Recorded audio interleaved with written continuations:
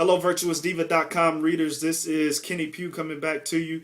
Last time we were together, I gave you some tips on how to identify good quality men. And so I gave you the three P's: the priest, the provider, and the protector. And so hopefully that helped to shed some insight into what you should be looking for when you're looking and evaluating a man to be a part of your life. And so hopefully that was a blessing to you. Another question has come up since then on what do good quality men look for in Christian women. And so I'm going to try to make this very straightforward as well. And everything that I'm about to share with you should not be a surprise. So the first thing that is on that list is that of a woman who is God-fearing. And so that is pretty straightforward. It shouldn't be a surprise to you, but I think I need to help bring some clarification to it. God-fearing meaning that the words that come out of your mouth align with the same behaviors and the actions that you demonstrate on a day-to-day or on a regular basis. We have a lot of women that are saying certain things, but their actions don't align with the words that come out of their mouth. So just to be consistent with the words that are coming out of your mouth, just make sure that your actions coincide with that. And so that's the first component, is that of a God-fearing woman. The second thing I think is fairly obvious as well, is that men like attractive women. And so when I say attractive, I'm not talking about from the perspective of being a supermodel, but I'm saying from the perspective of just being the best you that you can be. And so taking care of yourself, making sure yourself is that you're together, and that when you go out to the grocery store, that you're not going out and the hair is all over the place, and that you're not dressed appropriately, so on and so forth.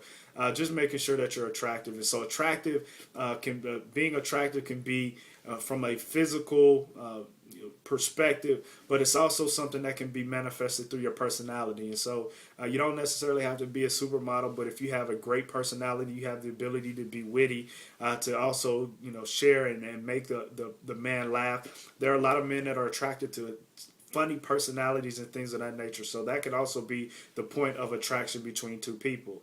So be God-fearing, be attractive. The third thing is have some motivation. Have some motivation about your life. Have some things that you're already working towards on a regular basis, and being able to come to the table and say, I am a servant in this area. I serve in ministry. I volunteer in this area. I do certain things to give back to the community, that I am a leader of a foundation or a board or whatever the case may be, but have something that motivates you and that you like to give and participate in. It could be from a sorority perspective. It can be from a ministry perspective. It can be from a professional perspective. But have something that you bring to the table that is something that you enjoy doing, is that your world does not revolve around sitting around waiting for Boaz to come across your path. And so that's another thing that is attractive. Men find that attractive, a woman that has the ability to be motivated and that can go out and live her life. And so there is a misconception that says that men don't like independent women. I think that is blown out of perspective sometimes.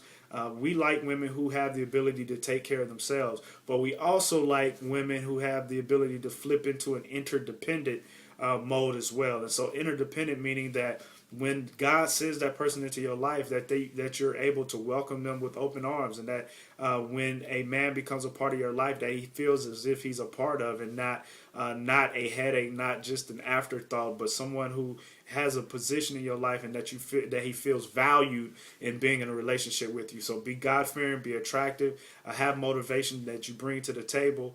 But last but not least, let's take a look at this as well, is that of being a cheerleader. And I talk about it in my book, Can You Do It Standing Up, that men like women who are cheerleaders, that are able to give support in the ventures that he's pursuing on a regular basis. And it doesn't mean that you have to do backflips and things of that nature, but be a shoulder that he can lean on, be an ear that he can speak into, and also just offer that support of being there for him in whatever endeavors that he's pursuing. And so those are the key characteristics that men look for in Christian women.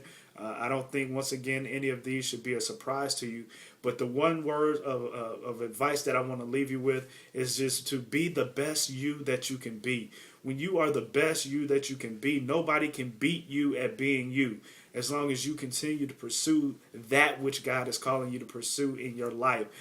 We can no longer afford to have people trying to be all things to everybody, but we need you to be the best you that you can be, so that when God places that man in your path, and that you guys cross paths with one another, that you're comfortable with who you are, that you know who you are, and that you are the best you that you can be, because that man will appreciate you being the best you that you can be and not trying to be like everyone else. This is Kenny Pugh for the virtuousdiva.com. I pray and trust that this has been a blessing to you.